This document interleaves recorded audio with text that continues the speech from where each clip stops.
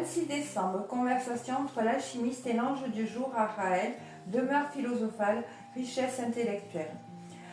L'alchimiste demande: Araël, parle-moi de mes pouvoirs spirituels. Araël répond: que la paix soit avec toi. Alchimiste, les pouvoirs spirituels dont tu disposes représentent une parcelle du pouvoir divin. Ces pouvoirs sont les fruits de tes efforts dans les vies antérieures. Leur mauvaise utilisation peut engendrer le désordre dans ta vie. C'est ce qui arrive là à la plupart des hommes qui créent eux-mêmes leur blocage faute d'informations sur leur nature profonde. Que veux-tu que la nature fasse pour un homme dont le Verbe est déjà créateur et qui s'évertue à utiliser son pouvoir pour désorienter les 4 éléments autour de lui par des propos non conformes à l'ordre universel? Que veux-tu que la nature fasse pour celui en qui le don de guérir est actif et qui, sans le savoir, passe son temps à s'énerver, transformant ainsi sa lumière en énergie dégradée, provoquant en lui-même les conditions d'une santé altérée? La nature est conçue selon des lois qu'elle ne saurait violer elle-même, t'avais-je dit.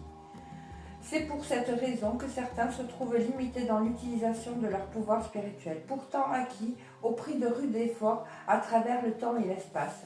Tu peux aisément savoir quels sont tes pouvoirs spirituels en déterminant la position de ton soleil de naissance dans ton horoscope, car ces pouvoirs ne sont qu'une partie des attributs de tes anges gardiens. Si tu es né pendant cette période, c'est-à-dire entre le 11 et le 15 janvier, je suis ton ange gardien et mes attributs sont fécondité pour la femme stérile, découverte d'objets perdus, etc. Alchimiste, tu dois comprendre par là qu'à ta naissance, lors de ton premier inspire, mes énergies s'irradiaient au travers des rayons solaires dans l'univers. Tout ton être, tes cellules s'étaient imprégnées de mon essence et tu devenais, pour ainsi dire, mon ambassadeur sur Terre. Puisque partout où tu iras, tu irradieras ainsi aussi ma qualité vibratoire vers tous ceux qui t'entourent. Si à force de lamentation et de prière, Dieu veut aider une femme stérile, celle-ci peut être dirigée vers toi.